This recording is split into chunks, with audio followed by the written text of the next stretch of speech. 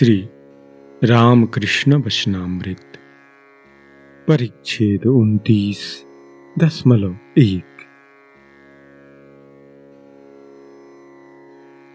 तव कथामृतम् तप्तजीवनम् कविभिरीडितम् कल्मषापहम् श्रवणमङ्गलम् श्रीमदाततं भुवि गृह्णन्ति ये भूरिदा जना भुवि गृह्णन्ति ये भूरिदा जना।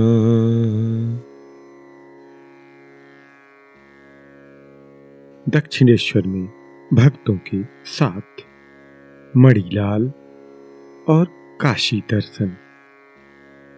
चलो भाई, आज फिर भगवान श्री रामकृष्ण के दर्शन करने दक्षिणेश्वर मंदिर चलें। देखें किस तरह वे भक्तों के साथ आनंद विलास कर रहे हैं और किस तरह सदा ईश्वरी भाव में मस्त होकर समाधिमग्न हो रहे हैं। हम देखेंगे कभी वे समाधिमग्न हैं, कभी कीर्तन के आनंद में मतवाले बने हुए हैं, तो कभी प्राकृत मनुष्यों की तरह भक्तों से वार्तालाप करते हैं। मुख में ईश्वरी प्रसंग के सिवा दूसरा विषय ही नहीं। मन सदा अंतर्मुख है, हर एक श्वास के साथ माँ का नाम जप रहे हैं। व्यवहार 5 वर्ष के बालक की तरह है। अभिमान कहीं छू तक नहीं गया है, किसी विषय में आसक्ति नहीं। सदानंद, सरल और उदार स्वभाव है। ईश्वर ही सत्य है और सब अनित्य, 2 दिन का। यही एक वाणी। चलो उस प्रेमोन्मत्त बालक को देखने चले। वे महायोगी हैं, अनंत सागर के किनारे एकाकी विचरण कर रहे हैं। उस अनंत सच्चिदानंद सागर में मानो कुछ देख रहे हैं और देखकर प्रेमोन्मत्त बने घूम रहे हैं। आज चैत्र की शुक्ला प्रतिपदा है, रविवार 8 अप्रैल 1883। कल शनिवार को अमावस्या थी। श्री रामकृष्ण कल बलराम बाबू के घर गए थे। अमानिशा के घोर अंधकार में महाकाली एकाकी महाकाल के साथ लीला विलास करती हैं। इसीलिए श्री रामकृष्ण अमावस्या के दिन स्थिर नहीं रह पाते। बालकों की सी स्थिति है, जो दिन रात निरंतर माँ के दर्शन कर रहा हो। माँ के बिना जो क्षण भर नहीं रह सकता, वह बालक ही तो है। प्रातःकाल का समय है। श्री रामकृष्ण बच्चे की तरह बैठे हुए हैं। पास ही बालक भक्त राखाल बैठे हुए हैं। मास्टर ने आकर भूमिष्ठ हो प्रणाम किया। श्री रामकृष्ण के भतीजे रामलाल भी हैं। किशोरी तथा और भी कुछ भक्त आ गए। थोड़ी देर में पुराने ब्रह्म भक्त श्री मणिलाल मल्लिक भी आए और भूमिष्ठ हो श्री रामकृष्ण को प्रणाम किया। मणिलाल काशी गए थे। व्यवसायी आदमी हैं। काशी में उनकी कोठी है। श्री रामकृष्ण: क्यों जी, काशी गए थे? कुछ साधु महात्मा भी देखे? मणिलाल: जी हाँ, त्रिलंग स्वामी, भास्करानंद, इन सब को देखने गया था। श्री रामकृष्ण: कहो, इन सबको कैसा देखा? मणिलाल। त्रिलंग स्वामी उसी ठाकुर बाड़ी में है, मणिकर्णिका घाट पर बेणी माधव के पास। लोग कहते हैं पहले उनकी बड़ी ऊंची अवस्था थी, बड़े बड़े चमत्कार दिखला सकते थे। अब बहुत कुछ घट गया। श्री रामकृष्ण, यह सब विषयी लोगों की निंदा है। मणिलाल। भास्करानंद सबसे मिलते जुलते हैं। वे त्रिलंग स्वामी की तरह नहीं है कि एकदम बोलना ही बंद। श्री रामकृष्ण, भास्करानंद से तुम्हारी कोई बातचीत हुई? मणिलाल।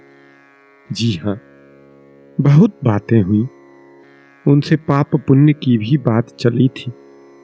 उन्होंने कहा पाप मार्ग का त्याग करना, पाप की चिंता न करना।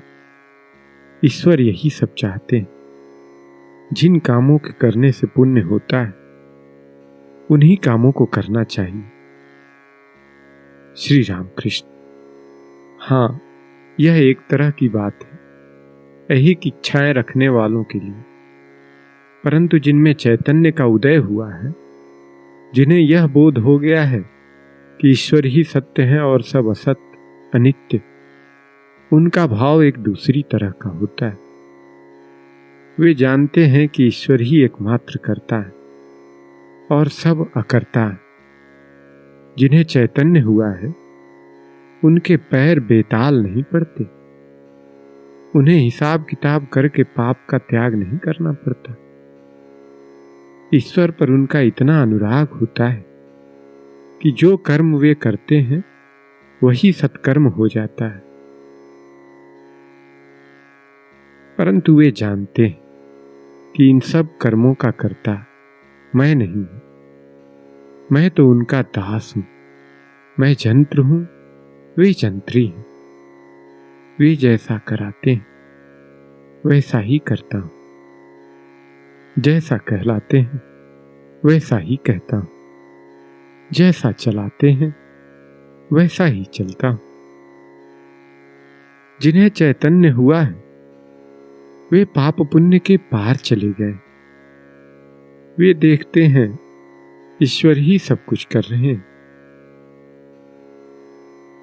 कहीं एक मठ था। मठ के साधु महात्मा रोज भिक्षा के लिए जाया करते थे। एक दिन एक साधु ने देखा कि एक जमींदार किसी किसान को पीट रहा है। साधु बड़े दयालु थे। बीच में पड़कर उन्होंने जमींदार को मारने से मना किया। जमींदार उस समय मारे गुस्से के आग बबूला हो रहा था। उसने दिल का सारा बुखार महात्मा जी पर ही उतारा। उन्हें इतना पीटा कि वे बड़ी देर तक बेहोश पड़े रहे। किसी ने मठ में जाकर खबर दी कि तुम्हारे किसी साधु को जमींदार ने बहुत मारा। मठ के साधु दौड़ते हुए आए और देखा तो वे साधु बेहोश पड़े। तब उन्होंने उन्हें उठाकर मठ में लाया और एक कमरे में सुला दिया। साधु बेहोश थे। चारों ओर से लोग उन्हें घेरे दुखित भाव से बैठे थे। कोई कोई पंखा चल रहे। एक ने कहा मुंह में जरा दूध डालकर तो देखो। मुंह में दूध डालने पर उन्हें होश आया। आंखें खोलकर ताकने लगे। किसी ने कहा अब यह देखना चाहिए कि इन्हें इतना ज्ञान है या नहीं कि आदमी पहचान सके। यह कहकर उसने ऊंची आवाज लगाकर पूछा, क्यों महाराज, आपको दूध कौन पिला रहा है? साधु ने धीमे स्वर में कहा, भाई, जिसने मुझे मारा था वही अब दूध पिला रहा है। ईश्वर को बिना जाने ऐसी अवस्था नहीं होती। मणिलाल, जी हां, पर आपने यह जो कहा यह बड़ी ऊंची अवस्था की बात है। भास्करानंद के साथ ऐसी ही कुछ बातें हुई थी। श्री रामकृष्ण, वे किसी मकान में रहते हैं? मणिलाल, जी हां, एक आदमी के मकान में रहते हैं। श्री राम कृष्ण, उम्र क्या होगी? मणिलाल, 55 की होगी। श्री राम कृष्ण, कुछ और भी बातें हुई? मणिलाल, मैंने पूछा भक्ति कैसे हो? उन्होंने बतलाया, नाम जपो, राम राम कहो। श्री राम कृष्ण, यह बड़ी अच्छी बात है। राम कृष्ण शरणं शरण्ये, राम कृष्ण शरणं, राम कृष्ण शरणं, राम कृष्ण शरणं।